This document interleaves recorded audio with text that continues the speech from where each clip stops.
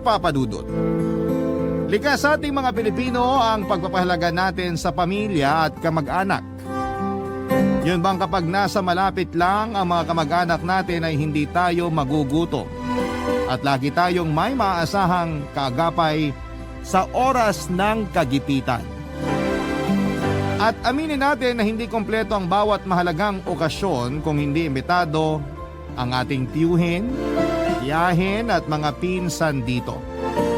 Yun kasi ang kinalakhan ko sa bayan namin sa Batangas, Papa Dudut. Nasa isang barangay kami kung saan nakatira din ang mga kamag-anak namin sa mother side. Bago ko umpisahan ang pagbabahagi ng aking istorya, ay magpapakilala muna ako sa inyo.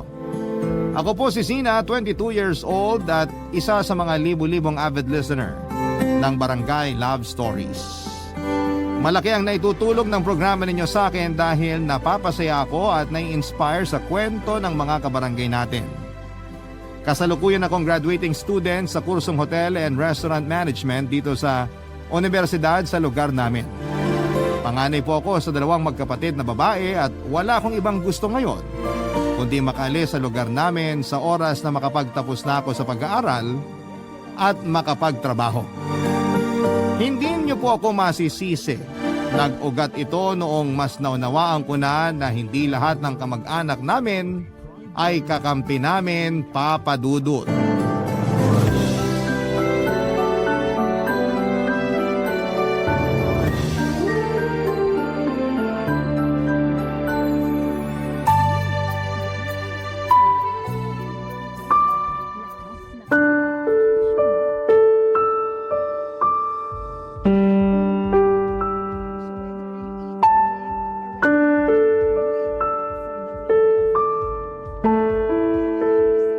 Janet, umuwi ka na sa inyo.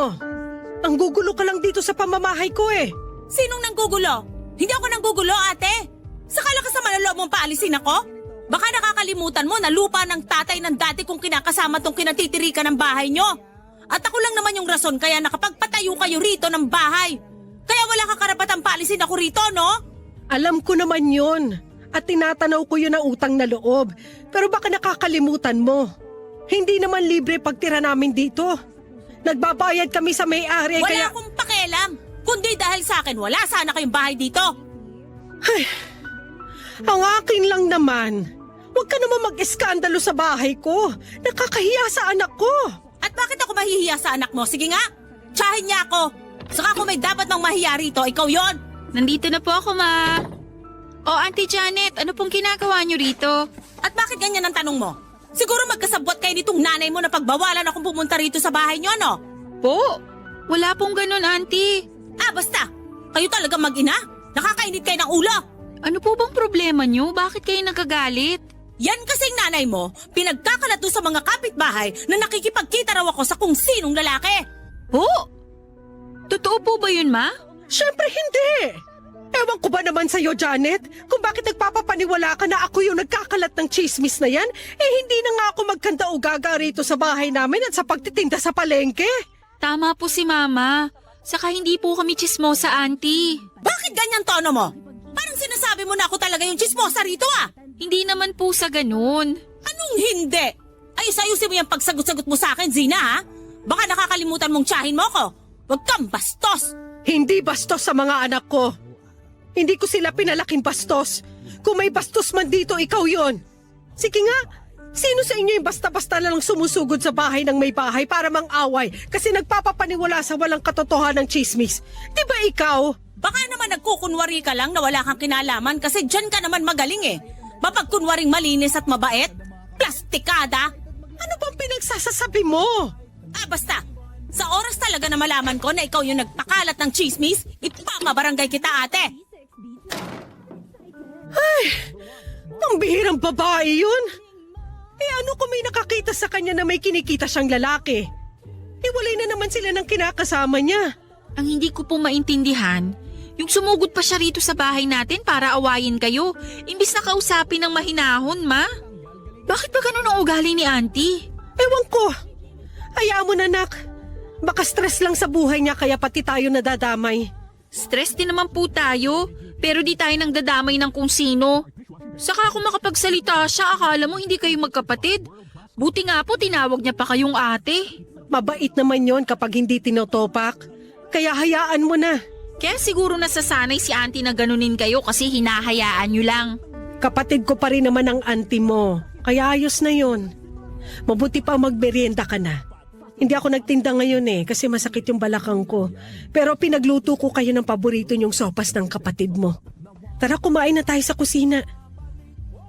Si Mama ang panganay sa 9 na magkakapatid at half-sister niya si Auntie Janet. Nakatira kami sa isang barangay at 5 bahay lang ang pagitan namin sa bahay ni na Auntie. Noong bata ako ay natatandaan kong lagi akong pumupunta kina Auntie Janet dahil binibigyan niya ako ng pagkain. Wala kasi siyang anak sa dati niyang kinakasama tapos ay natuklasan nilang baog siya. Simula noon ay tinuring ko na siyang pangalawang ina pero habang tumatanda ko, natuklasan ko na malaki pala ang inggit niya sa mama ko dahil lang may mga anak siya at masaya ang pagsasama nila ni Papa. Simula noon ay away-bati na sila ng mama ko at may mga pagkakataon na nagpapakalat siya ng chismis tungkol sa mama ko kapag may misunderstanding sila, Papa Dudut. Siya talaga yung totoong chismosa sa kanilang dalawa. Kaya nga masama ang loob ko kay Auntie Janet pero nawawala rin kaagad yon. Kapag kinausap ako ni Mama at sinabi niya na tiyahin ko pa rin daw si Auntie. Palibhasa ay mapagpasensya ang mama ko. Mahal na mahal niya ang mga kapatid niya at bilang ate, siya ang nakatokang umintindi sa mga nakababata niyang kapatid. Kaya sa huli nakakalimutan ko ang hinanakit ko sa tiyahin ko lalo na kapag magkasundo naman sila ni Mama. Sa kabila ng lahat ay si Auntie Janet ang laging nagbibiro sa akin na hindi raw ako kagandahan at may kapayatan kaya baka walang kumpanyang tumanggap sa akin kapag nag-apply na ako ng trabaho. Pero ang isa sa mga pinaka hindi ko makakalimutang sinabi niya sa akin ay yung hindi raw ako makakapagtapos ng pag-aaral dahil mukhang wala naman akong mararating sa buhay at baka mauwi lang ako sa pag-aasawa, Papa Dudut. Kaya nga kapag inaatake ako ng mga pagdududa sa sarili ko, to the rescue ang tatay ko, Papa Dudut.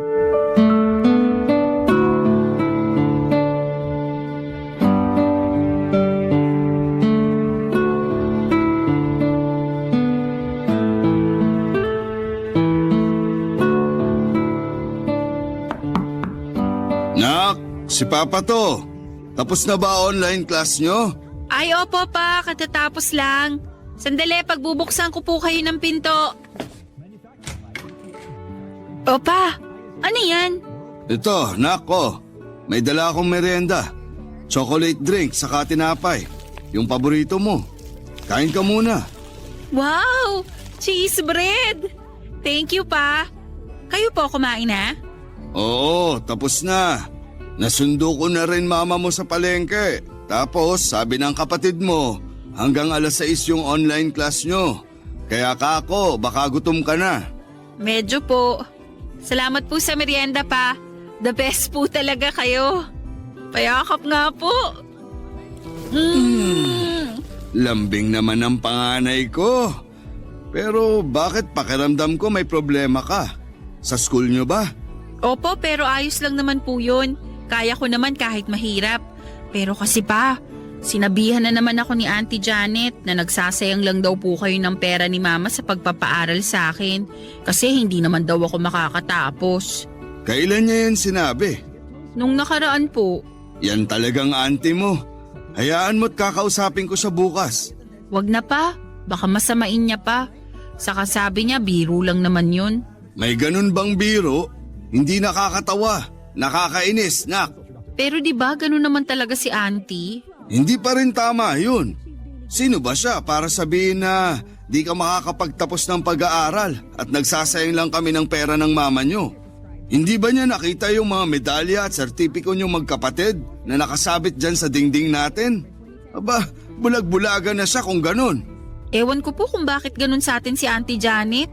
Yun bang kahit wala naman tayong ginagawang masama sa kanya? Pero marami pa rin siyang nasasabi sa atin, lalo na kay Mama.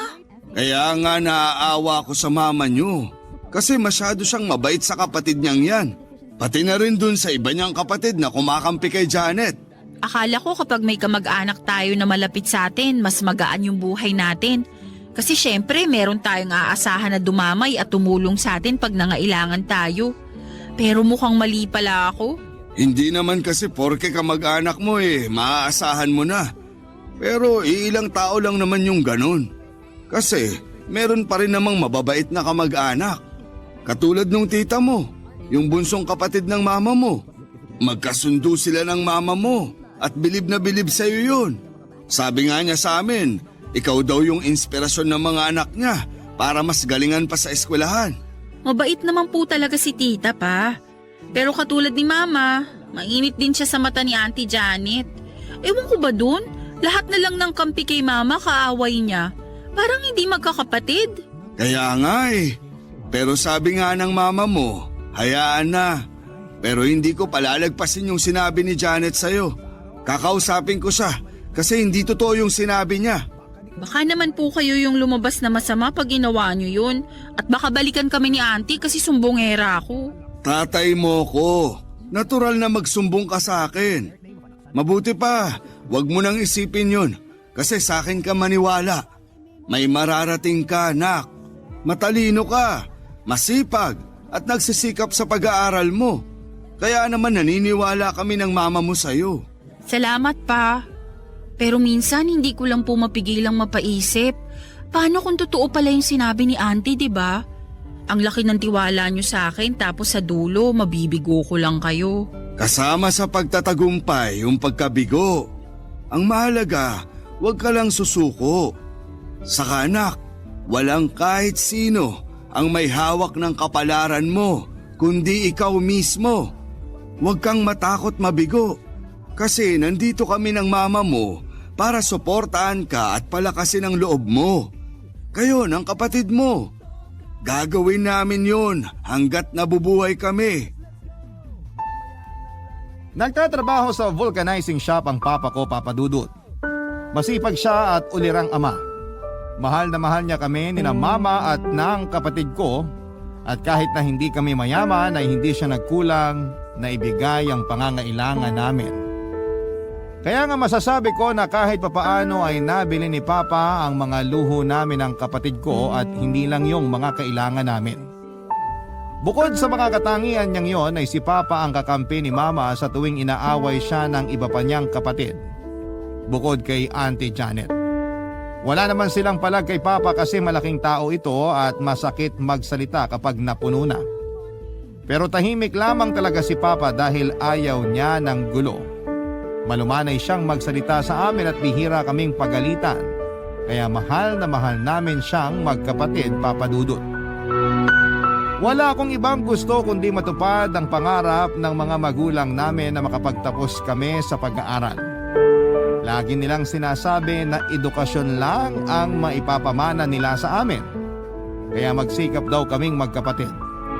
Madalas sabihin sa akin ni Papa na gusto niyang siya ang sasama sa akin kapag umakyat na ako sa entablado para kunin ang diploma ko.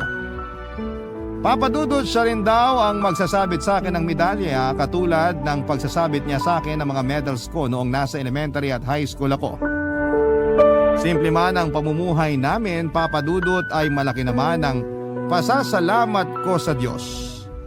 Dahil binigyan niya kami ng masayang pamilya. Binigyan niya kami ng mabuti at responsableng mga magulang, Papa Dudut. Barangay Love Stories. Barangay Love Stories. Habang lumalaki ako ay mas namulat ako na hindi lahat ng kamag-anak namin ay gusto kami. Isa na nga doon ay si Auntie Janet na madalas magpakampi sa iba pa nilang half-siblings ni Mama. Minsan ay gusto ko na lamang matawa kasi napakababaw ng dahilan ng mga away nila. Pero tahimik lang talaga ako at hindi nakikisawsaw. Palibhas ay nirerespeto ko pa rin sila dahil magkakadugo kami. At ayokong baliktarin nila ang sitwasyon na wala akong modo sakaling patulang ko sila sa mga pinaggagawa at pinagsasasabi nila sa pamilya namin, Papa Dudut. Alam ko naman na walang perpektong pamilya, lahat ay may kapintasan at may kakulangan. Sa mismong tahanan nga namin minsan ay may hindi pagkakaunawaan sina mama at papa. Tapos nag-aaway din kami ng kapatid ko pero sa kabila ng lahat ay namamayani pa rin sa amin ang pagmamahalan. Kaya sa huli nagkakasundo kami. Laging sinasabi ni Papa na kami lang ng kapatid ko ang magkakampi kaya dapat ayusin namin ang anumang gusot sa amin. Pero bakit ganon ang mga kapatid ni Mama? Kahit na sabihin natin na yung ilan sa kanila ay kapatid lang niya sa ina, ay magkakadugo pa rin sila, Papa Dudut.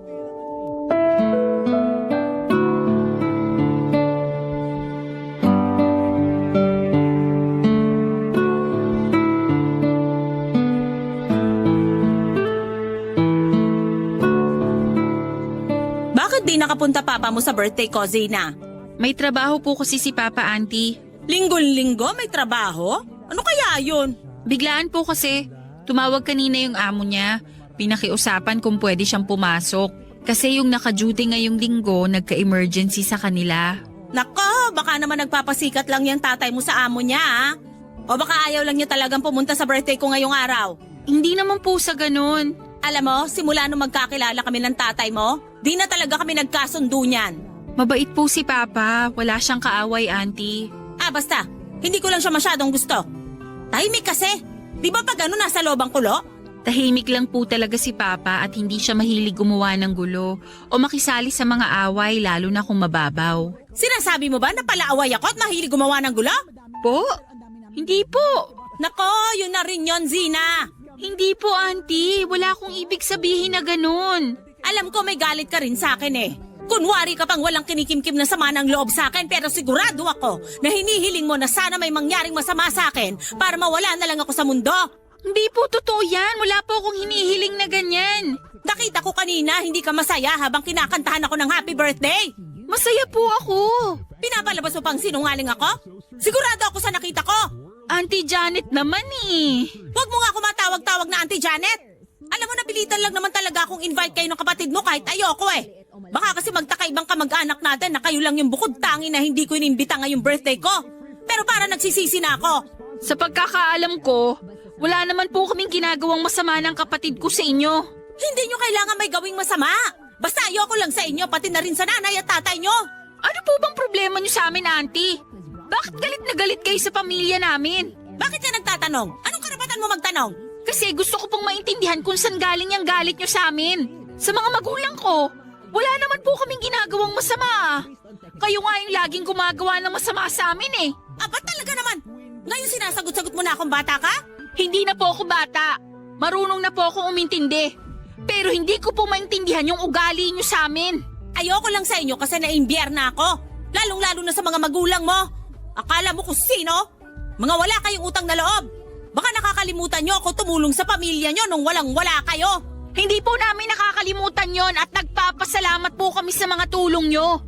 Pero hindi po yun dahilan para tratuhin nyo kami ng masama. Umalis ka na nga sa harap ko, Zina. Lalo mo lang pinapasama loob ko. Alis na. Isama mo na yung kapatid mo, ha? Ang takaw-takaw na kailang balik na dun sa pagkain. Manufactured by ACS Manufacturing Corporation. ISO certified world-class quality. Papa Dudut, hindi yun ang unang beses na pinagsalitaan ako ng masama at masakit ni Auntie Janet. Aminado kung dahil kamag-anak ko siya ay apektado ako sa mga sinasabi niya sa akin. Dinamay niya pa ang mga magulang namin kaya nainsulto ako ng husto. At hindi ko napigilan ang sarili ko na sagutin siya. Kitang-kita ko ang gulat sa reaksyon ng mukha niya kaya nakonsensya ako, Papa Dudut. Pero hindi na ako nakapagsalita pa noong pinaalis niya kami ng kapatid ko sa bahay niya habang pinagdiriwang ang kanyang birthday, Papa Dudut. Tulad ng inaasahan ay nagalit sa akin si Auntie Janet at sinabihan ako ng walang respeto. Kung ano-ano pang pangit at mga masasakit na salita ang binato niya sa akin, pati na rin sa pamilya namin. Lalo ko nagalit sa kanya pero kinontrol ko ang sarili ko. Pagkalipas ng ilang araw ay nalaman ko sa mga pinsan ko na pinagkakalat ni Auntie Janet sa ibang kapitbahay namin na bastos daw ako at walang modo. Siniraan din niya ang pamilya namin at convincing ang acting niya dahil may paiyak-iyak pa siya. Kita ko rin na nag-post siya sa Facebook tungkol sa mga nangyari pero puro pahaging lang at hindi naman niya ako minention. Hindi nga nagtagal ay nakarating sa kaalaman ni na mama at papa ang nangyari kaya kinausap nila ako, Papa Dudut.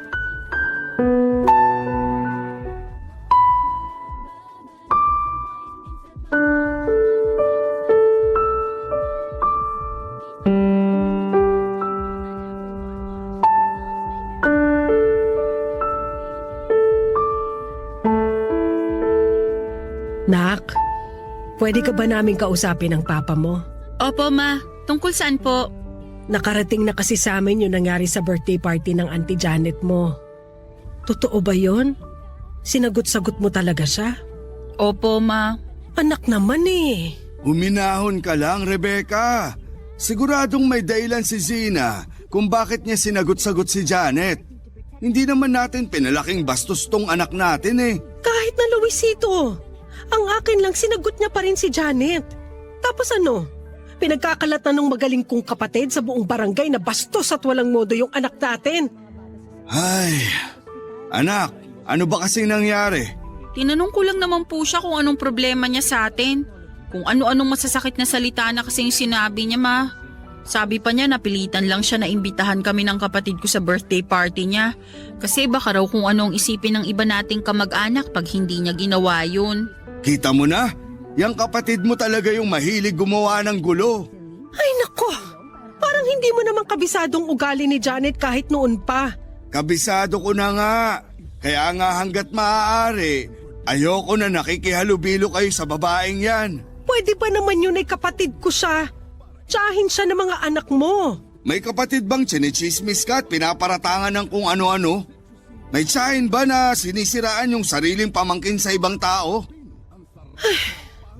Pero bakit kasi nagtanong ka pa, anak? Sana nanahimik ka na lang para wala ng gulo. Napik ko na kasi ako, ma. Nung una, sinabi niya na siguro daw hinihiling natin na sana may mangyaring masama sa kanya kasi may galit daw ako sa kanya. Tapos doon na siya nagsabi ng kung ano-ano. Kaya hindi ko na napigilang sumagot, ma. Tama naman ginawa mo. Kasi kung sa akin yan sabihin, gusto ko rin malaman kung bakit niya nasabi yun. Hindi ko naman po talaga sinasadya. Pero napuno na kasi ako kaya sorry po. Ayoko lang naman na pag-usapan tayo ng buong barangay at lumalabas na masama. Lalong-lalo ka na, anak. Kasi alam namin ng tatay mo na mabuti kang anak. Ang totoong masama rito, yung kapatid mong yun at hindi ang pamilya natin. Huwag mo nang konsintihin yung ginawa ng anak mo. Mali pa rin na sumagot-sagot sa nakatatanda. Para sa akin, tama lang yung ginawa mo, nak. Hindi pwede na habang buhay tatapak-tapakan lang tayo ng auntie mong yun. Akala mo kung sino siya makapagsalita. Lagi niya pong sinusumbat na tinulungan daw niya tayo. At tinulungan din naman natin siya, di ba? Nung nagkasakit siya ng malala, tapos wala siyang kasama sa bahay nila. Sinong tumulong para maisugod siya sa ospital? Di ba tayo? Kung di ka nagpunta sa bahay nila para dalawin siya, di mo malalaman na may sakit na pala siya. Palibasa, walang gustong mangumusta sa kanya na ibang kamag-anak natin. Nandun na tayo, pero kailangan mo pa rin mag-sorry sa auntie mo. Hindi ka namin pinalaki at pinag-aral ng tatay mo para sumagot sa nakatatanda sa'yo. Nakonsensya rin naman po ako sa mga sinabi ko kay Auntie Janet, ma. At hindi ko rin naman po siya matitiis pero nahihiya po akong mag-sorry sa kanya eh. Hayaan mo at sasamahan kita. Bukas na bukas pupunta tayo sa bahay niya. Sabihin mo rin kay Janet na mag-sorry sa anak natin. Kasi kung ano-anong kasinungalingan ang pinagkalat niya. Akala mo kung sinong mabait.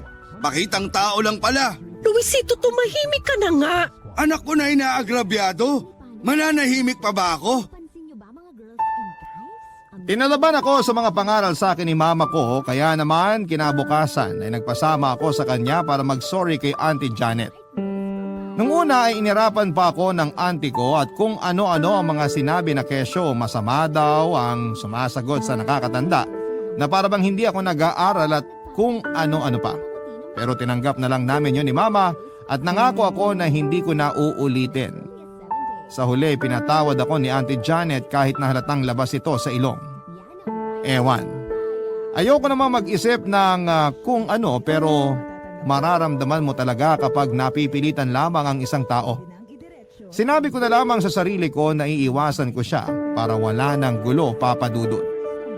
Lumipas sa mga araw na na-realize ko na mas tahimik ang buhay namin kapag hindi kami nakikisangkot sa mga kamag-anak naming balingbing. Pero nakakalungkot lang kasi dati ay close naman kami. Naisip ko na lamang na ganon talaga, nagbabago ang mga tao habang tumatagal. Hindi ko lang maintindihan ay kung bakit lagi nila kaming pinag-iinitan.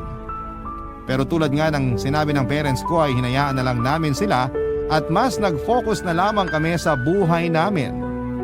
Kaya lang isang araw, Papa Dudut. Hindi inaasahang trahedya ang dumating sa pamilya namin nang madisgrasya si Papa sa pinagtatrabahuhan niyang vulcanizing shop, Papa Dudut. Barangay Love Stories. Barangay Love Stories. Naaksidente si Papa sa trabaho niya nang masabugan siya ng gulong ng trailer truck na hinahanginan niya ng araw na yon. At sa sobrang lakas ng impact ay nagkapira-piraso ang goma nito at tinamaan siya sa ulo. Nadala pa sa ospital si Papa pero kalaunan ay doon na rin siya binawian ng buhay. Sobrang bilis na mga pangyayari at hindi pa talaga tuluyang nag-sink in sa utak namin na nawalan na kami ng padre de pamilya. Grabe yung iyak namin ni Mama at ng kapatid ko pagdating namin sa ospital, Papa Dudut. Hindi kasi namin inaasahan na mawawala sa amin si Papa sa isang iglap. Sinagot ng may-ari ng vulcanizing shop ang mga gastusin sa ospital at pagpapaimbalsa mo kay Papa at nagbigay din sila ng kaunting tulong na ginamit namin para sa buong panahon ng burol. Pero syempre, napakahirap tanggapin na wala na si Papa. Simple lang talaga at kung ano lang ang makayanan ng budget sa pagkain ang ginamit namin sa paghanda. Dahil sa nangyari ay nagpresenta ang ilang kapatid ni Mama na sila na ang maglalakad ng papeles kung saang sementeryo ililibing si Papa. Nakahinga naman kami ng maluwag ni Mama dahil nakabawas na yon sa mga gagawin namin. Halos wala na kaming pahinga sa pag-aasikaso sa mga bisita at pamomroblema sa budget lalo na sa pagkain. Kaya nga kapag may nagbibigay ng abuloy ay doon na namin kinukuha ang pambili ng mayahain namin para sa mga bisita. Kasi may hindi na naman inaasahang pangyayari ang naganap sa mismong burol pa talaga ng tatay ko, Papa Dudut.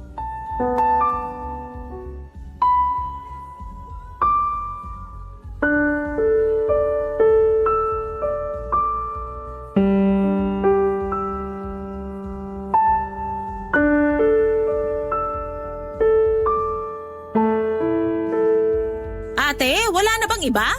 Ibang ano? Makakain. Ha? Wala na eh. Ano ba yan? Umay na ako sa biskwit na to eh. Ang tabang. Yan lang kasi nabili ni Zina kanina. Bakit ba kasi ang anak mong inuutusan mo? Eh wala naman niyang alam bilhin. Yun lang din kasi ang kaya ng budget namin, Janet. Marami pa kaming babayaran. Hindi pa nga kami bayad sa kabaong ni Luisito. Pagkain naman yon para sa mga bisita. Hindi naman nagre-reklamo yung mga bisita. Ikaw lang naman. Narinig ko kaya yung sinabi ng kumari ko. Makunat na raw yung biskwit. Saka yung kape, matabang at hindi rin masarap. Ano ba naman kayo? Ayusin nyo naman yung hinahanda nyo, ate. Hindi naman party to ah. Baka nakakalimutan mong lamay to. Namatayan kami. Hindi tayo nagkakasiyahan dito. Basta. Sa susunod ako na yung bibili ng pagkain. Tanging pera, dali! Wala na nga kaming pera! Oh, bakit ka umiiyak dyan? Ikaw kasi masyado ka. Para ka namang hindi nakakaintindi. Ako pa yung hindi nakakaintindi? Concerned lang naman ako sa mga dumadalaw. Saka bakit dun sa lamay na pinuntahan ko may pasopas at pasoft drinks pa? Ma, ano pong nangyayari rito? Wala nak. Anong wala? Inaaway po ba kayo ni Auntie? Inaaway agad? Hindi ba pwedeng gusto ko lang kumain ng masarap sa lamay na to? Nakakasawa na kasi tong biskwit na binibili mo, matabang. Kung gusto niyong kumain ng masarap, di bumili kayo ng sarili niyong pagkain. Anong sinabi mong babae ka? Zina, Huwag mo nang sagutin ang auntie mo. Sumusobra na po kasi si auntie. Pati ba naman sa burol ni Papa? Hindi pa rin siya magpapaawat? Auntie, mahiya naman po kayo. Igalang niyo naman po yung patay. Wala naman akong ginagawang masama rito ah. Gusto ko na magpresenta na ako na yung bibili ng pagkain. Kaya nanghingi ako sa mama mo pero wala na raw siyang pera. O anong gagawin natin? Marami pa po kaming babayarang utang. Kaya binabudget namin yung pera na meron kami. Kaya sorry kung hindi masarap para sa inyo yung pagkain sa burol ni Papa. Kung wala kayong mabibigay, doon na lang ako kukuha sa buloy. Nakita ko naglagay si Kapitan doon ng 2,000 nung dumalaw kagabi. Huwag niyo pong gagalawin yon dahil may paggagamitan kami nun. Bibili lang ako ng matinong pagkain. Lumayas ka na, Janet! Huwag na wag ka na tumapak sa pamamahay namin ko hanggang dito ba naman kanya pa rin ang ugali mo? Ano? Bakit mo ako pinapaalis? Kasi bastos ka! Hindi mo narirespeto ang asawa ko.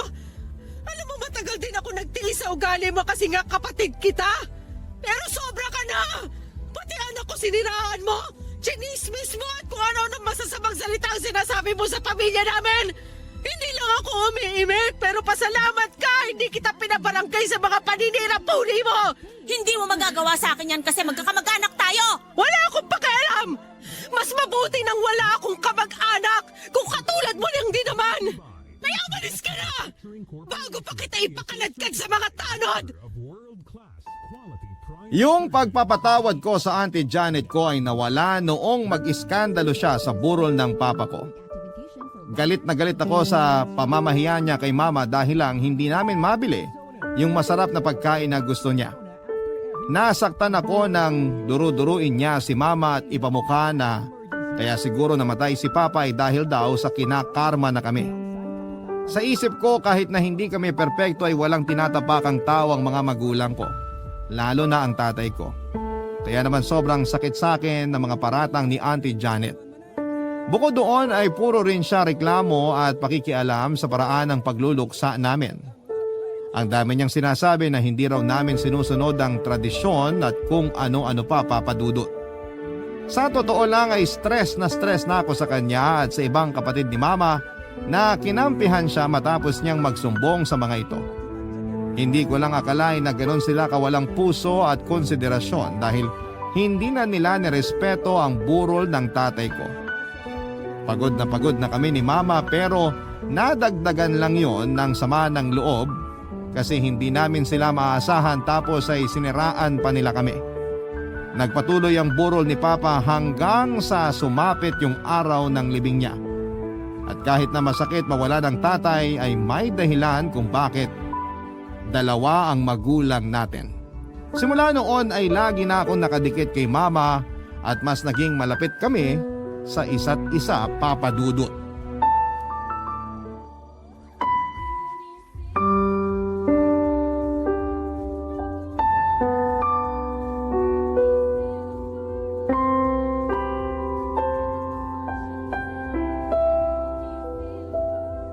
Nak, malapit na birthday mo. Gusto mo bang lutuin ko yung paborito mo?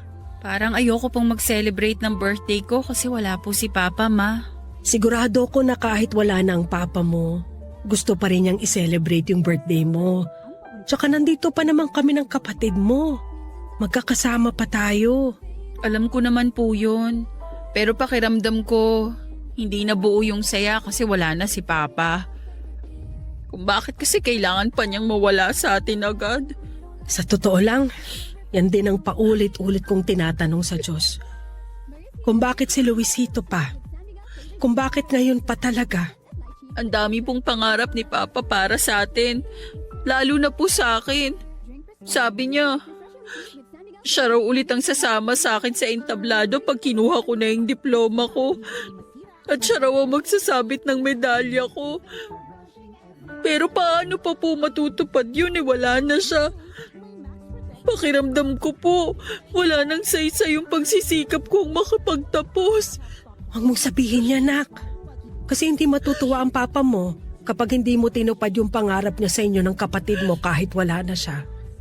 Alam ko na kung saan man naroroon si Luisito, sobrang proud yun sa inyo magkapatid. Lagi niyang sinasabi na kayo raw ang kayamanan namin kaya nga pinagmamalaki talaga kayo ng tatay niyo. Pakiusap ko lang na kahit wala na siya, huwag niyo siyang biguin ng kapatid mo, nak. Sorry po, Ma. Masyado lang akong naging emosyonal. Miss na miss ko na po kasi si Papa eh. Ako rin naman. Miss na miss ko na ang papa niyo. Pero nagpapakatatag ako kasi nandyan pa kayo ng kapatid mo. Gusto kong tuparin yung pangarap namin na makapagtapos kayo ng pag-aaral kahit na mahirap lang tayo. Kaya sana, huwag kang sumuko. Opo, Ma. Hindi po ako susuko. Alang-alang sa inyo ni Papa. Kayo po yung inspirasyon ko, kaya ako nagsisikap. Tsaka kahit wala na ang papa niyo, kasama niyo pa naman ako. Alam ko na mahirap gampanan yung trabaho ng pagiging tatay at nanay pero wala akong hindi kakayanin dahil mahal na mahal ko kayo ng kapatid mo. Mahal na mahal din po namin kayo, Ma. Kaya wag po kayong mag-alala. Kasi hindi naman kayo nag-iisa.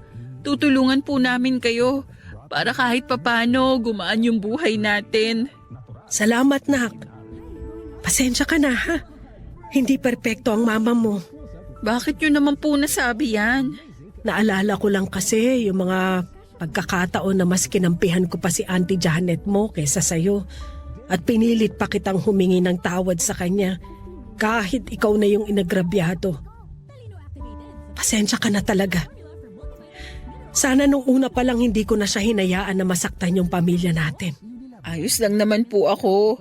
Naipagtanggol ko naman po ang sarili ko. Saka pinagtanggol nyo rin po yung pamilya natin kay Auntie Janet nung burol ni Papa. Napagtanto ko kasi na sumusobra na siya. At kahit kapatid ko siya, wala siyang karapatan na saktan ng pamilya natin. Hayaan mo, Ma. Hinding-hindi na tayo magagawang saktan ni Auntie kapag nakaalis na tayo sa lugar na to. Pag nakapagtapos na ako at nakapagtrabaho, mag-iipon talaga ako ng pera para makaalis na tayo rito. Saan naman tayo titira, nak? Sa Manila. Di ba pangarap nyo ni Papa na lumipat tayo doon? Pwede rin naman sa Rizal. O kaya kung gusto nyo sa Cebu. Basta malayo po sa mga kamag-anak natin na walang ginawa kundi hamakin at maliitin tayo. O sige. Pero habang hindi pa nangyayari yon, pag-aaral nyo muna ng kapatid mo yung pagtuunan mo ng pansin. Basta, kaya natin to. Malalagpasan natin ang mga pagsubok sa buhay natin ng sama-sama. Opo, Ma. I love you po. I love you rin, nak. Proud ako sa inyo ng kapatid mo. O paano? Ano na nga ulit yung gusto mong iluto ko sa birthday mo? Sabi niyo yung paborito ko. Pero Ma, may budget pa ba tayo? Oo naman. Hindi pwedeng mawalan lalo na lagi naming pinaghahanda ng papa mo yung birthday nyo. Iimbitahin po ba natin si Auntie Janet? Baka may masabi na naman yun. Hatiran ko na lang dun sa kanila. Kung tatanggapin niya, salamat. Kung hindi, salamat pa rin. Basta wag lang niyang itatapon.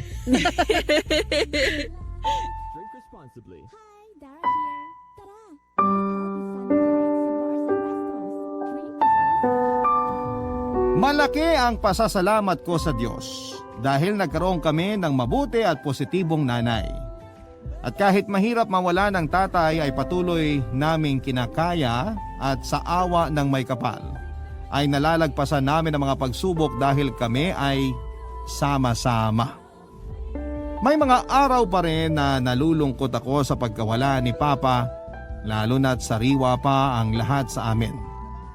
Pero lagi ko na lamang sinasaisip na kung saan man siya naroon.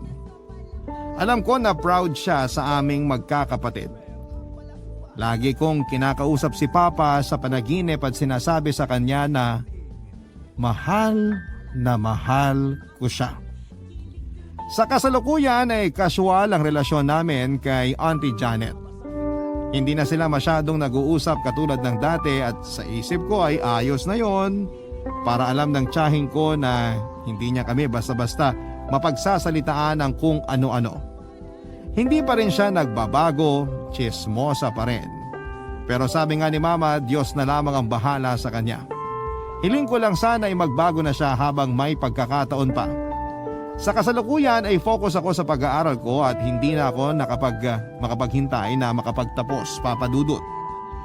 Hanggang dito na lamang po ang sulat ko at alam ko na marami sa mga kabarangay natin ang nakaka-relate sa kwento ko.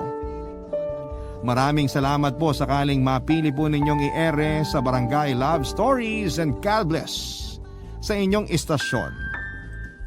Ang inyo pong forever kapuso at kabarangay, Zina. Dear Papa Dudut, isang mapagpalang araw po sa inyo. Ako po si Rowena, pero tawagin niyo na lamang po ako sa pangalang Wena. 38 years old na ako sa ngayon. Nangyari po ang kwento ko 8 years ago.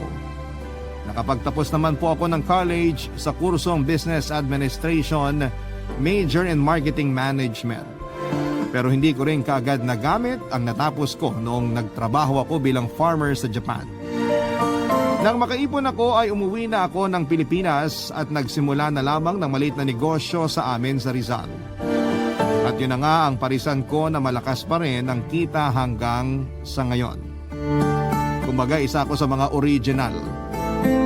Pinaayos ko naman ang patahian ng nanay ko at mas pinalaki pa yon. Naging suki naman doon ng mga estudyante sa school na malapit sa amin. Pati na rin ang mga nagpapagawa ng jersey tuwing may paliga sa barangay. Kung tungkol naman sa love life ko, Papa Dudut, ay nagkaroon ako ng boyfriend bago ako magtrabaho sa Japan. Naging LDR kami pero hindi naman yon umubra sa amin. Hindi na raw ako kayang hintayin ng boyfriend ko kaya nakipag-break na siya sa akin. At nung makauwi nga ako ay nalaman ko na may anak na siya sa live-in partner niya. Inaasahan ko na rin naman yon, kaya hindi na ako masyadong naapektuhan pa. Inisip ko na lamang na hindi talaga kami para sa isa't isa, Papa Dudut. Sa hindi inaasahang pagkakataon ay may nakilala akong muli, Papa Dudut. May naging customer ako sa parisan na nakaiwan ng isang brown envelope. At syempre, para malaman ko kung kanino yon ay binuksan ko ang envelope at inanap ang contact details ng may-ari. Hindi naman ako nabigo nang makita ko ang resume niya. Nakabalik naman siya kaagad makalipas ang ilang minuto matapos kong tawagan ang nakita kong cellphone number niya, Papa Dudut. Nagpasalamat siya sa akin at hiningi rin niya ang pangalan ko. Mga ilang araw lang matapos yon ay may nag-add sa akin sa Facebook. Napaisip pa ako dahil pamilyar ang pangalan niya. At doon ko na nga naalala na siya yung nakaiwan ng envelope. Ilang linggo rin kaming nasa talking stage noon bago niya ako inaya sa isang date. Doon na rin nagsimula ang panliligaw niya hanggang sa maging kami na, Papa Dudut.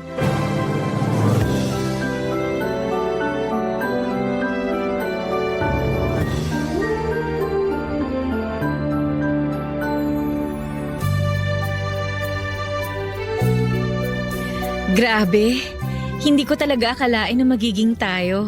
Parang kailan lang no, customer pa kita sa parisan. Oo nga eh. Kung hindi pa pala ako nagutom nun, hindi kita makikilala. Tsaka ang sarap ng pares nyo ha. Ikaw ba nagluluto nun? May tagaluto kami ron. Ako lang yung nagkakahera kasi hindi ko pwedeng ipagkatiwala sa ibang tao yun. Tsaka wala rin naman akong ibang gagawin. Alam mo, nakakabilib ka talaga. Biruin mo, 30 ka pa lang pero meron ka ng sariling parisan at may patahian ka pa. Nga pala, wala ka pa bang balak na kumuha ng sasakyan? Wala, hindi rin naman kasi ako interesado magmaneho. Okay naman ako kahit nagko-commute lang.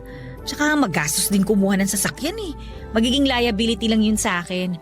Isipin mo, huhulugan ko yun ng ilang taon. Habang hindi ko pa tapos bayaran, gagastos ako sa gas, sa maintenance. Pero katagalan, bumababa naman yung value. Eh kung ayaw mo ng sasakyan, anong plano mong bilhin sa ipon mo? Gusto kong bumili ng lupa. At least yun, kahit ilang taon nang nakatiwangwang, hindi bababa yung value. Mas tumataas pa nga. Iba rin talaga ang business-minded eh no? Natuto lang talaga akong dumiskarte. Tsaka ang hirap kumita ng pera kaya dapat talaga gamitin sa tama. Kaya talaga hindi ako nagkamali sa'yo eh. Pwedeng-pwede ka na mag-asawa. Yun lang. Wala pa sa isip ko na magpakasal, no? Sa totoo lang ako rin naman. Gusto ko munang ma-enjoy yung ganito. Lalo na ilang buwan pa lang naman tayo. Naisip mo ba na magbe-break din tayo? Hindi naman. Ako kasi may trust issues na ako sa mga relationship eh. Alam mo yung kahit gaano na kayo katagal, hindi mo pa rin talaga masasabi na yung Talagang kayong dalawa sa dulo. Yung mga ikinasal na nga naghihiwalay pa, di ba? Kaya nga habang hindi pa tayo kasal, huwag na muna nating isipin yun. Parehong-pareho kayo ni Hazel mag-isip eh. Hazel? Sino naman yun? Ah, oo nga pala. Hindi kasi natin siya napag-uusapan dati kaya hindi ko pa siya naipapakilala sa'yo. Best friend ko yun. Ah, may best friend ka na babae? Oo. Wala namang masama doon, di ba? Magkababata kasi kami. Ilang taon na siya? Pareho kaming 35 na. So matagal na pala talaga kayong magkaibigan. Oo, matagal na. Halos wala na nga kaming naililihim sa isa't isa eh. Sobrang close namin. Hindi pa siya pinagseselosa ng mga naging girlfriend mo dati? Honestly, oo. Madalas siyang pinagseselosan kaya ayun, siya na yung nag-adjust. Medyo dumistansya na siya sa akin. Tsaka wala ka naman dapat ipag-alala kasi parang magkapatid na yung turingan namin. May ganun pa pala, no? Yung platonic friendship. Oo naman, meron. Marami na kasi akong nakita na mag-best friend pero naging sila rin. O kaya naman, hindi man maging sila pero may nangyayari na pala. Friends with benefits, ganon? Oo, parang ganun na nga. Mangyayari lang naman yon kung yung isa sa magkaibigan magkakaroon ng sexual desire. Kapag may nagsimula ng apoy, mahirap nang pigilan yun. At nakakaya mong labanan yon sa best friend mo? Oo, nakakaya ko. Sa totoo lang, wala naman dapat labanan kasi wala talaga. Tsaka hindi naman kami madalas nagkikita. Lalo na ngayon, nasa Cebu pa siya. Next year pa ang balik niya rito kaya sa chat lang kami nagkakausap. Paminsan-minsan, nag-video call.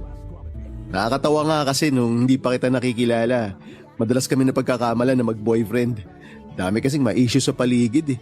Minsan kasi, gumagawa sila ng issue kapag nakikita nila na wala nang boundaries yung dalawang magkaibigan.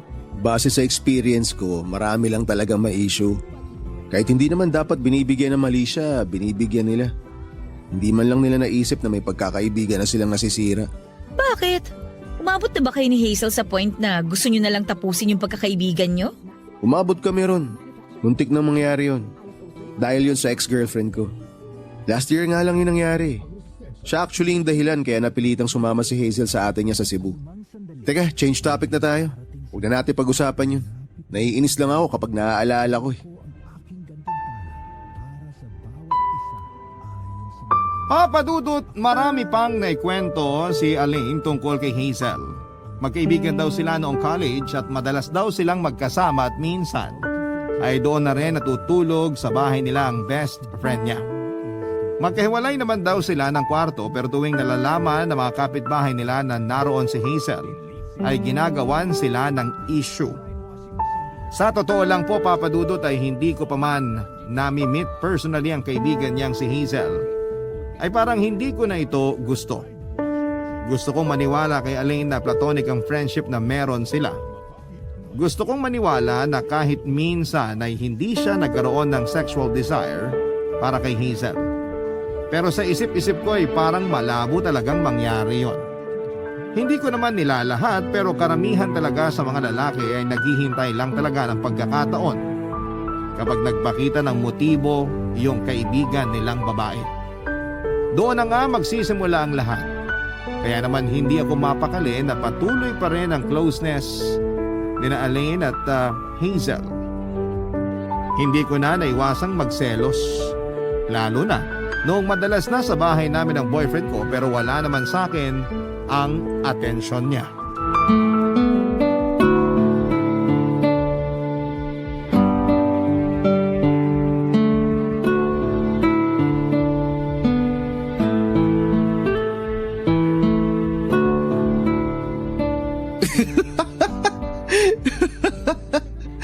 Ikaw talaga hanggang ngayon. Kuwang-kuwa pa rin ako dyan sa mga corny mong joke. Sus, mababaw lang talaga yung kaligayahan mo kaya tawang-tawa ka dyan.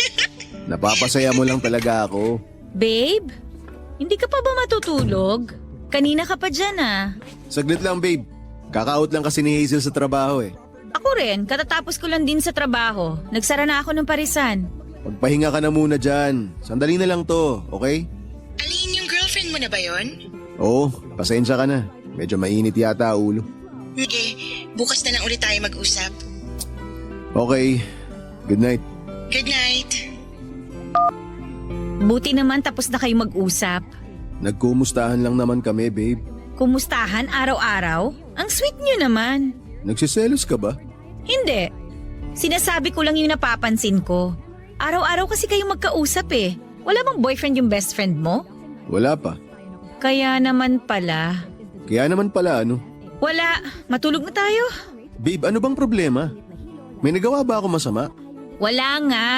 Wala nga, pero hindi naman maipintay ang mukha mo. Ay. Tungkol na naman ba to sa pakikipag-usap ko kay Hazel? Hindi. O ano nga? Huwag ka na nga makulit dyan. Matulog na lang tayo. Ay, nagsiselos ka nga. Sabi ko naman sa'yo, di ba? Ganun lang talaga kami ni Hazel. Nag-uusap lang kami. Nagkukumustahan. Wala namang kaso sa akin na magkaibigan kayo eh. Pero yung kayo pa rin na magkausap kapag oras na nating dalawa, yun yung problema. Hindi mo naman siya kailangan i-update at kumustahin minu-minuto. Kaya kayo nai-issue eh. Pati ba naman ikaw, babe? Akala ko pa naman maiintindihan mo kami. Anong iintindihin ko? Na sobrang close kayo? Oo! Natural close kami. Magkaibigan kami. Ano bang masama ron? Alam mo, kahit anong sabihin ko, hindi mo rin naman magigets eh. Ay, sige ganito na lang. Para hindi ka nagsiselos dyan, ipapakilala kita kay Hazel ng personal. Sigurado ako na kapag nagkita kayong dalawa, magiging close agad kayo nun. Mabait siya, magugustuhan mo siya. Paano mo ko ipapakilala? Eh di ba next year pa ang uwi niya? Ay, oo nga pala, hindi ko nabanggit sa'yo. Mas mapapabilis ang uwi niya. Next month na raw. Ha? Akala ko ba nagtatrabaho siya sa Cebu? May natanggap daw kasi siyang offer dito sa Rizal. Mas malaki raw yung sweldo, kaya pinatulan niya na. Hindi ba siya masaya sa trabaho niya ron? Bilis naman niya magdesisyong umalis? Ganun talaga. Mas gusto niya yung mas malaking sahod eh. Feeling ko talaga hindi lang yun dahil sa malaking sahod. Anong ibig mong sabihin? Wala. Sa tingin mo ba uuwi siya rito dahil sa akin? Ano ka ba? Hindi ako ganun ka-special sa kanya gaya ng iniisip mo. Minsan nga, hindi pa niya ako nababati tuwing birthday ko eh. Marami pa rin bagay na mas nagiging special kesa sa birthday. Eto naman talagang babe ko, masyado nagtatampo. Lika nga rito, payakap nga ako. Ano ba? Init-init eh, yung mayakap ka pa. Tulog ka na nga lang dyan. Sorry na babe. Babawi ako sa'yo, promise. Okay. Okay lang talaga sasabihin mo? Ano ba dapat ang gusto mong isagot ko? Ang sungit talaga ng girlfriend ko. Payakap nga ako ulit. Ano ba? Sorry na. Hayaan mo, sa susunod kapag ganitong oras, ikaw lang ang kakausapin ko. Saka lang ako maniniwala kapag nagawa mo na talaga yan. Papadudot kahit na nangako si Elaine ay hindi pa rin naman yon natupad. Palagi pa rin silang magkausap ni Hazel kahit hating gabi na. Kapag doon siya natutulog sa bahay namin ay nagigising na lamang ako kapag tumatawa siya sa usapan nilang dalawa. Pero noong umuwi si Hazel ay doon ay parang biglang nagbago ang timpla ni Elaine. Hindi inaasahan ni Elaine na may ipapakilala na palang boyfriend si Hazel. Sinekreto daw talaga yon ng best friend niya para maging sorpresa para sa kanya. Pero sa halip na matuwa ay ibang naging reaksyon ni Elaine sa mga nangyari. Noong first time kong ma-meet si Hazel kasama na niya ang boyfriend niyang si Jeremy. Kinakausap naman ito noon ni Elaine pero ramdam kong hindi niya ito nagugustuhan. Ilang araw lang naman na iba ang pakikitungo ni Elaine kay Hazel. Siguro noong hindi na siya nakatiis ay napilitan na lamang siya na pakisamahan si Jeremy para sa best friend niya.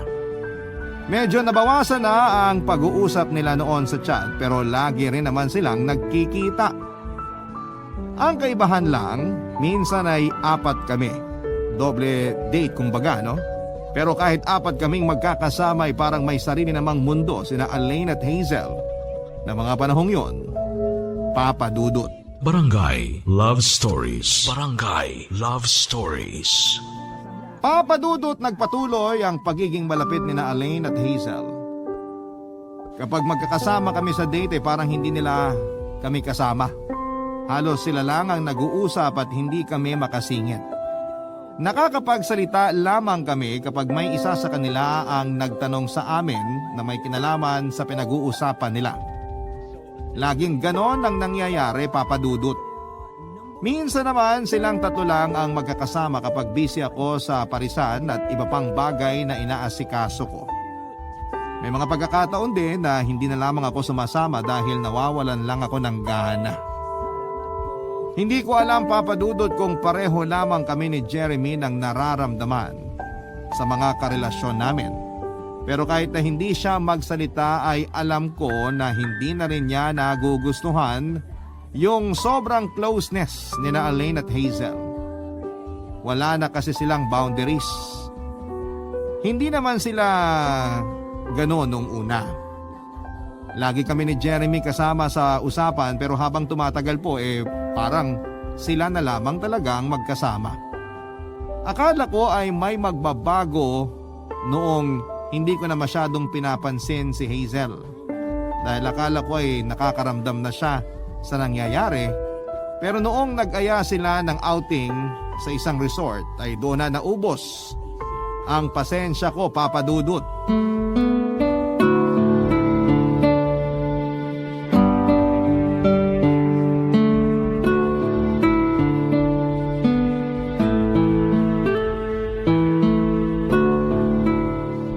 Elaine, tingnan mo yung dagat to. May naaalala ka ba? Naaalala ng ano? Oo, alam ko na yung iniisip mo. Kunwari na lang mali yung iniisip mo. Ano ba yung pinag-uusapan nyo? Mukhang kayo lang yung nagkakaintindihan eh. Share nyo naman. Oo nga. Hindi pwedeng kayo lang yung masaya. Kasama niyo kami rito. Ito kasing si Hazel, may memorable experience kasi sa dagat to nung college pa lang kami. Ano? Tuloy ko ba yung kwento? Ako na. Ako na lang magtutuloy. Sige, pakikinggan ko na lang din. At least ngayon, hindi lang ako yung tatawa.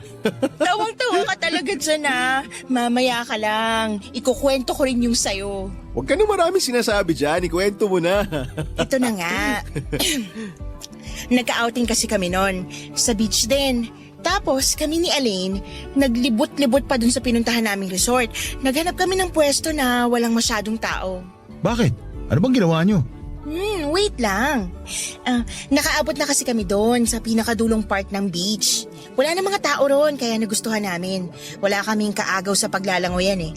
Ang kaso, hindi namin alam na mabato pala doon tapos marami pang mga sanga-sanga na nasa tubig. May mga puno kasi doon sa gilid. Ayan, papunta na siya sa exciting part ng kwento. Shh! Spoiler ka! Tapos yun na nga. Nung nag-dive ako sa tubig, nakalas yung string ng suot kong swimsuit. Tapos nagpalutang-lutang sa tubig yung swimsuit niya. Hindi tuloy siya makaahon sa tubig. Uy, bakit bigla kayo natahimik dyan? Ganun ba talaga kayo ka-close nun? Kahit magkakita na kayo ng katawan, ayos lang? Pasensya na tol pero hindi nakaka-proud yung ganung moment kasama yung best friend mo na girlfriend ko na ngayon. Teka, bakit ka ba nagagalit? Di ba gusto mo rin naman na magkwento kami? Guys, calm down! Hindi naman to dapat pag-awayan eh. Talaga, Hazel? Hindi na dapat pag-awayan? Kulang na nga lang ipangalandakan mo sa amin na ibang level talaga yung closeness na meron kayo nitong boyfriend ko eh. Kababae mong tao tapos magkukwento ka kung paano nakita ng best friend mo yung katawan mo? Sa harap pa mismo ng boyfriend mo na nandito ngayon. Girl, hindi mo ikinaganda yan. Wala namang mali sa yung nangyari eh. Hindi ko na kasalanan kung masyadong madumi ang utak nyo. Kami pa talaga yung marumi ang utak? Girl, kung ayaw mong pinag-iisipan ka ng kung ano-ano, dumistansya ka naman sa boyfriend ko. Masyado ka nang halata eh. Wena please, tama na. Ako nang bahala sa girlfriend ko. Pagsasabihan ko siya. Pagsasabihan, wag kang praning Jeremy. Dati pa yun. Matagal nang nangyari yun pero ginagawa nyo pang issue. Hindi mo talaga magets, no? Wala naman sana akong pakialam sa mga nangyari noon eh. Pero alam mo kung ano yung nakakairita talaga? Yung inaagaw mo na yung moment namin ni Elaine. Kung umarte ka parang ikaw yung girlfriend niya. Ginamit mo pa yung kwento niyo noon. Feeling mo ba inaagaw ko sa'yo yung boyfriend mo? Hindi ba? Babe, please, tama na. Nagkakainitan na kayong dalawa eh. Nandito tayo para magsaya, hindi para mag-away-away. Kayo lang yung masaya, Elaine. Kung mag-usap kayo, parang hindi nyo kami kasama eh. Parang may sarili kayong mundo. Nakaka-bore ka kasi kausap kaya hindi ka pinapansin ng boyfriend mo. Alam nga namang pag-usapan natin dito yung pagninegosyo. Di ba yun naman palagi ang laman ng utak mo? Mas mabuti na yung puro negosyo yung laman ng utak Kesa naman sa kagaya mo na may boyfriend na pero ginagamit pa yung friendship nyo para pasimpleng lumandi. Papa Dudut, gigil na gigil ako kay Hazel ng araw na yon. Ako pa ang pinapalabas niyang mali. At ang mas malala pa roon, kahit si Elaine na inaasahan kong papanig sa akin ay ganoon din ang iniisip. Lagi niyang sinasabi na matagal na silang magkaibigan ni Hazel. Kung ano-ano pa ang mga sinasabi niya para patunayan na magkaibigan lamang sila. Hanggang sa napagod na lamang ako sa pagpapaliwanag ng panig ko. At piniling magkaayos na lamang kami. Batid ko na nakakainis yung naging desisyon ko, pero nang mga sandaling yon ay mas nanaig sa akin ang kagustuhang makasama pa rin si Elaine. Simula naman noong magkasagutan kami ni Hazel ay hindi na kami lumabas ulit ng magkakasama. Pero nabalitaan ko na hindi na sila okay ng boyfriend niyang si Jeremy. Nagkakalabuan na raw mula noong nagkainitan kami sa outing namin. Medyo nakonsensya ako noon dahil alam ko na hindi lang naman ako ang naapektuhan kundi pati na rin si Jeremy na mahal si Hazel. Lalo ko napaisip noong nalaman ko kay Elaine na may balak na palang magpakasal yung dalawa sa susunod na taon tapos ay nangyari pa yon. Sina Elaine at Hazel naman ay hindi ko na rin nakikitang nag-uusap. Palihim ko rin chinecheck ang phone ni Elaine pero wala naman akong makitang conversation nilang dalawa. Dahil doon ay medyo nakampante na ako, Papa Dudut. Pero nang minsan kaming nagkita ni Jeremy sa coffee shop na paborito kong puntahan, ay may nalaman ako sa kanya, Papa Dudut.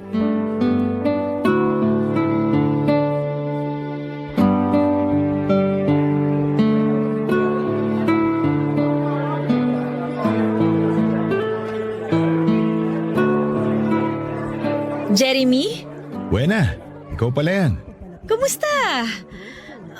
Kasama mo ba si Hazel? Hindi. Bakit ko naman siya sasama?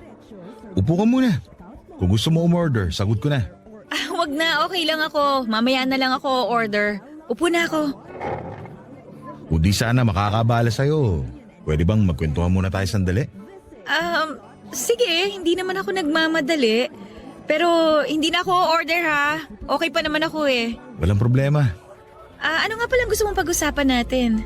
Tatanong ko lang sana kung may balita ka pa kay Hazel. Kumusta kaya siya? Ha? Teka, bakit sa akin mo siya kinukumusta boyfriend ka niya? Sandali, break na kayo? Oo. Kailan pa? Noong nagkasagutan kayo sa resort, kinabukasan lang, nag-break na kami. Hindi ba nabanggit sa'yo ni Elaine? Malamang, siya yung unang makakaalam sa nangyari. Alam mo naman. Ang sabi niya lang kasi, nagkakalabuan na raw kayo ni Hazel. Hindi naman niya nasabi na nag-break na kayo. Hindi na ako magugulat dyan sa sinabi mo. Siyempre, yan talaga yung palalabasin nila para hindi ka makalata at hindi mo na sila pagdudahan. Anong ibig mong sabihin? May relasyon talaga sila? Ano sa tingin mo?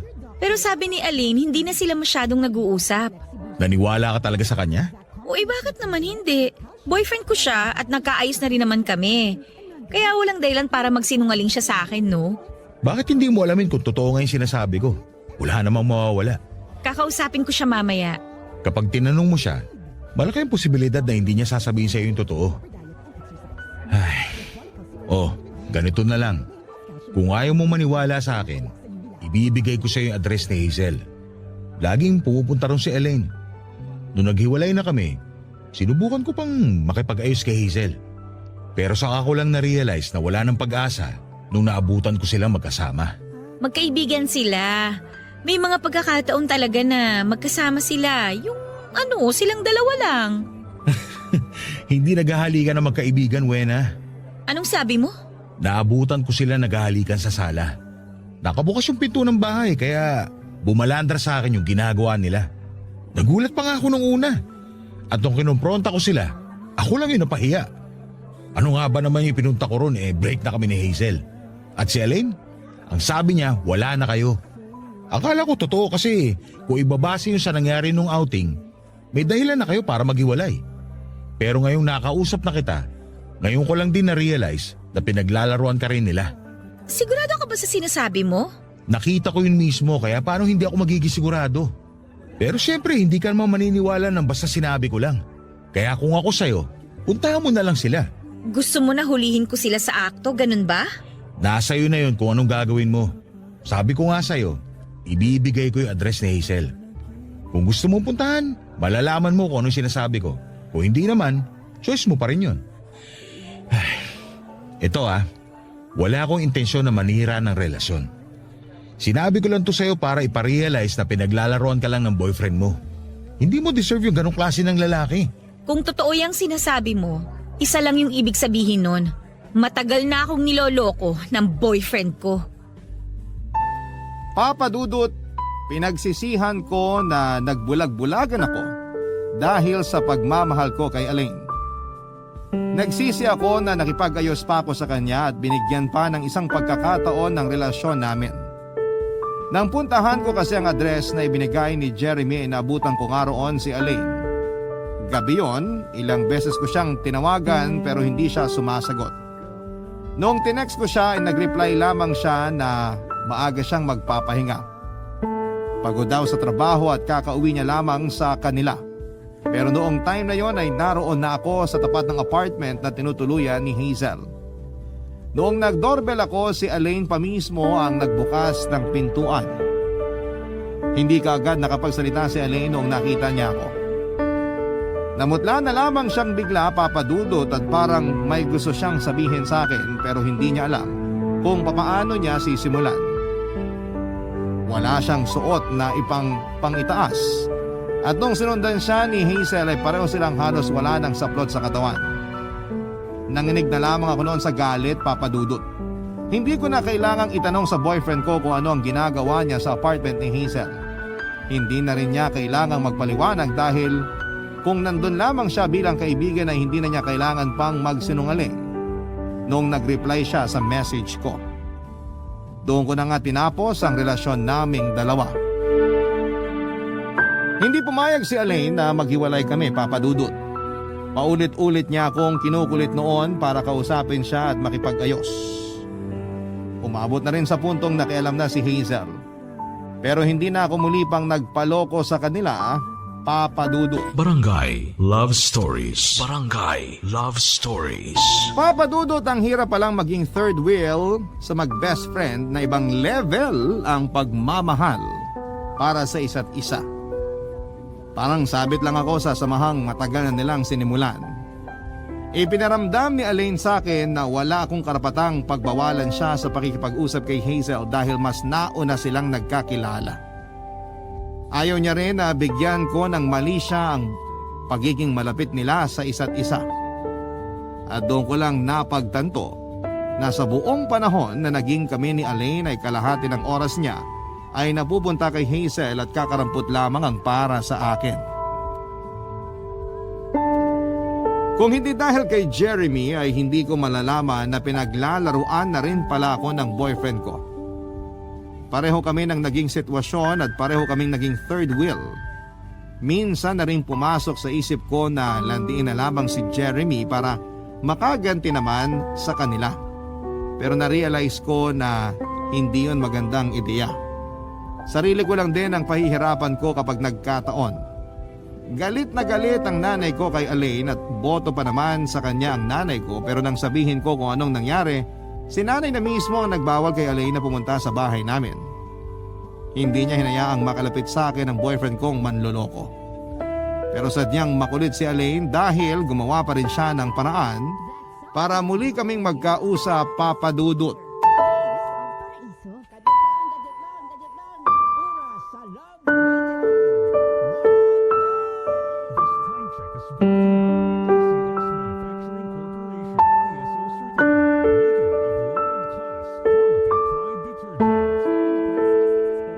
Anong ginagawa mo rito?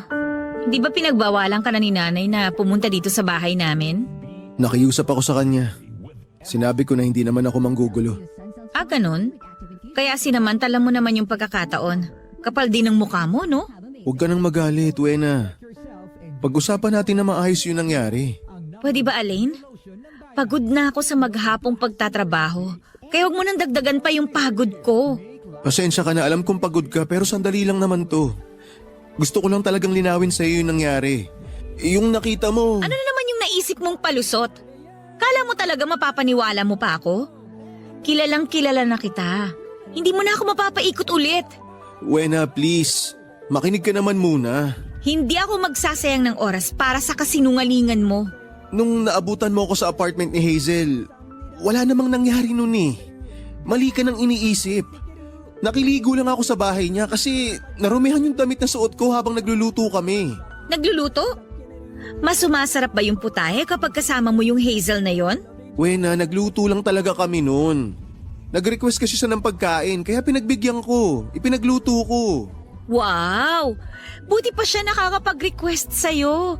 Samantalang kapag ako yung nag-request sa'yo, ang dami mong excuses. Matagal na kasi kaming magkakilala kaya sanay na ako sa kanya. Hindi siya sanay ng tinatanggihan. Lahat ba kailangan mong gawin para sa kanya? Napaka-special naman niya. Tsaka pwede ba? Tigil-tigilan mo na yung kagagamit sa pagkakaibigan ninyo para pagtakpan yung mga kalandian ninyo. Wala nang maniniwala sa inyong dalawa, no? Ganun ba talaga kahirap para sa'yo na intindihin kung gaano kami kalapit sa isa't isa? Hindi naman pwedeng itigil na lang namin yung pagkakaibigan namin para wala na maging issue eh. Hindi naman namin kasalanan na marurumi ang utak ng ibang tao. So sinasabi mo na marumi din yung utak ko, ganun ba? Hindi naman sa ganun. Ang akin lang, wag mo laging pinag-iisipan ng masama si Hazel. Wala siyang intensyon na sirain tayo. Concerned pa nga siya sa'yo eh. Pwes, pakisabi dun sa best friend mo na hindi ko kailangan ng malasakit niya. Ganun ba talaga kahirap para sa'yo na tanggapin si Hazel? Tanggapin? Ano, bilang kaibigan mo? Eh hindi nga kayo magkaibigan, di ba? Bakit pa ang kulit mo? Magkaibigan nga lang kami. Hindi yun ang nakikita ko. Namin. At ikaw, hindi ka man lang nahiya kay Jeremy? Sa halip na silang dalawa ni Hazel yung laging magkasama, singit ka ng singit. Kahit ano pang ikatuwiran mo, hindi talaga magandang tingnan na lagi kayong magkasama. So ngayon, magkakampi na kayo ng Jeremy na yon.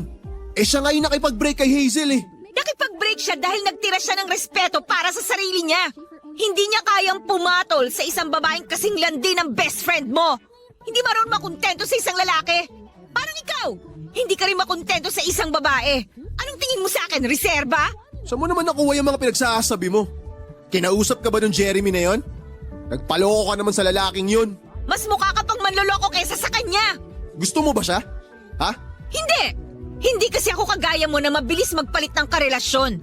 Kahit hindi pa naghihiwalay, naghaharap na kagad ng iba. O baka mas tamang sabihin na matagal ka nung may reserba. Hindi ka na nga rin lugi eh. Kasi kahit nag-break tayo, may Hazel pa naman na naghihintay sa'yo.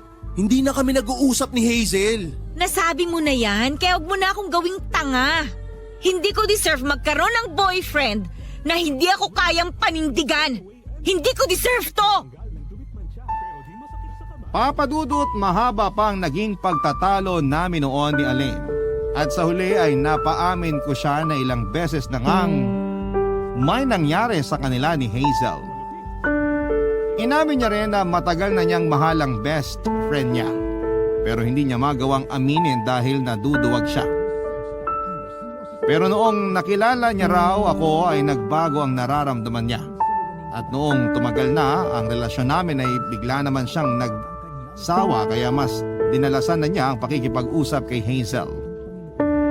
Inamin ni Alain na mula noong umuwi si Hazel dito sa Rizal ay madalas na siyang natutulog sa apartment nito. Nagawa nila itong itago kay Jeremy sa takot na magkagulo.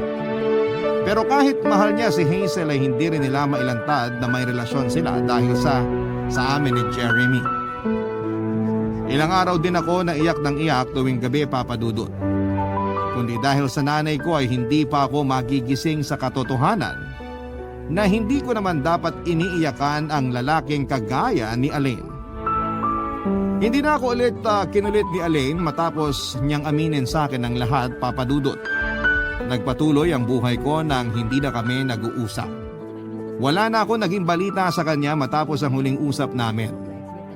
Nag-focus na lamang ako sa nasimulang kong negosyo at hindi na muna nakipag-date kahit pinupush ako ng nanay ko. Pero bago magpasko ay muli namang nag-cruise ang landas namin ni Jeremy.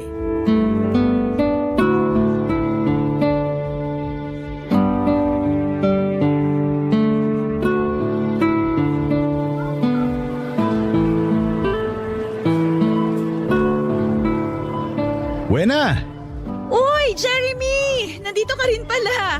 Kumusta? May kasama ka? May nakikita ka ba na hindi ko nakikita? Saya mo ngayon Anong meron, ha? Birthday ko. Seryoso? Oo nga. Hindi ako nagbibiro. Ikaw, sino kasama mo? May nakikita ka ba? Aba, gumaganti ka ha? Inunahan mo eh. Happy birthday nga pala ha. Ilan taong ka na? Sandali, walang tanungan ng edad. Allergic na tayo sa mga ganyang tanong. Oy, baka ikaw lang. Bata pa ako, no? Hanggat hindi pa ako maabot ng senior, bata pa rin ako. Pero pareho na tayo nasa 30s, kaya huwag ka na magpanggap dyan. Siya nga pala, may pupuntahan ka pa ba ngayon? Wala naman. Namimili lang ako ng groceries para sa bahay. Wala na kasi kaming stock eh. Sinisermonan na ako ng nanay ko. Ako rin eh. Birthday na birthday ko, pinag-grocery ako. Takot ka rin pala sa nanay mo, ha? Siya yung pinakaunang babae sa buhay ko eh, kaya dapat lang. Pero bibili rin naman ako ng alak. Magpapainom kasi ako sa bahay mamaya. Kung hindi ka sana busy, imbitahan kita sa amin. Wala naman siguro magagalit, di ba? Meron. Naku, ganun ba? Dapat pala, nagtanong mo na ako may boyfriend ka na. Pasensya ka na ha. Boyfriend? Wala naman akong sinabi na may boyfriend na ako. Sabi mo kasi may magagalit eh. Oo, meron nga. Si nanay. Nadali mo ako ron ha. Ikaw naman kasi nag-assume ka kagad. Sorry naman. Ano bang setup? Kailangan ba kitang ipagpaalam sa nanay mo? Sira, joke lang yun. Hindi naman nakikialam si nanay sa mga lakad ko, no? Basta uwi ako ng safe sa bahay, walang problema sa kanya. Ayos pala kung ganun. Ihahatid na lang kita pagkatapos ng party. Promise, hindi ako maglalasing para may hatid kagad kita. Okay, sige, pupunta ako. Tsaka birthday mo naman kaya hindi kailangan na ihatid mo ako kagad. Enjoy mo yung inuman kahit abutin pa ng madaling araw. Susunduin na lang kita mamaya para hindi ka na mahirapan mag-commute. Alam mo kung saan ako nakatira? Hindi, pero pwede naman kitang ihatid ngayon para malaman ko kung saan kita pupuntahan mamaya. Sure ka? Hindi ba abala sa'yo yon? Hindi, okay lang talaga. Alam mo, mukhang okay ka naman. Mabait, gentleman, may maayos na trabaho. Hindi ko tuloy gets kung bakit ipinagpalit ka ni... Ay, hayaan na nga natin yun. Mag-grocery na lang tayo. Baka kung saan pa mapunta yung usapan eh. Ikaw kasi, pero seryoso. Naka-move on na ako sa nangyari kaya ayoko na rin pag-usapan. Nag-focus na lang muna ako sa karir ko. Hindi ko na minamadali magkaroon ng girlfriend. Marami pa namang oras para doon. Pareho tayo. Kung may darating, edi maganda. Kung wala, edi wala. Tsaka mabubuhay naman ako ng walang lalaki sa buhay ko. Tama. Nga pala. Pwede ba tayo magkape muna mamaya bago kita ihatid? Para mas makapagkwentuhan pa tayo. Pwede naman. Sabi ko nga, lumabas lang talaga ako ngayon para mag-grocery. Wala naman ako ibang lakad, kaya sige, push na yung kape na yan. Salamat. Marami ka bang inimbitahang bisita? Konti lang. Mga kamag-anak lang din namin tapos ilang katrabaho. Hayaan mo, ipapakilala kita sa kanila. Ha? Ang ibig ko sabihin, ipapakilala kita bilang kaibigan ko. Bakit magkaibigan ba tayo? Ha? Ay, sorry. Masyado na yata kita pinangungunahan. Oy, joke lang. Tara na nga. Bilisan na natin mag-grocery para makatikim na ako ng libreng kape.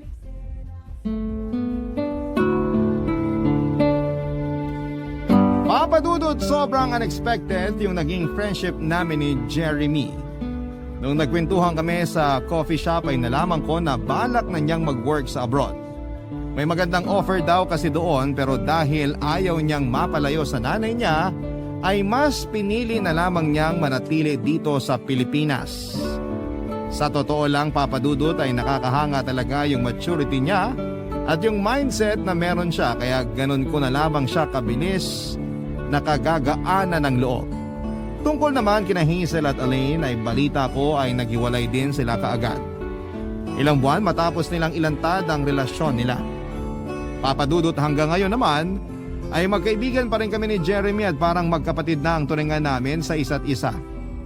Sa ilang taon na naging magkaibigan kami, walang pagkakataon na nagkaroon kami ng romantic feelings para sa isa't isa.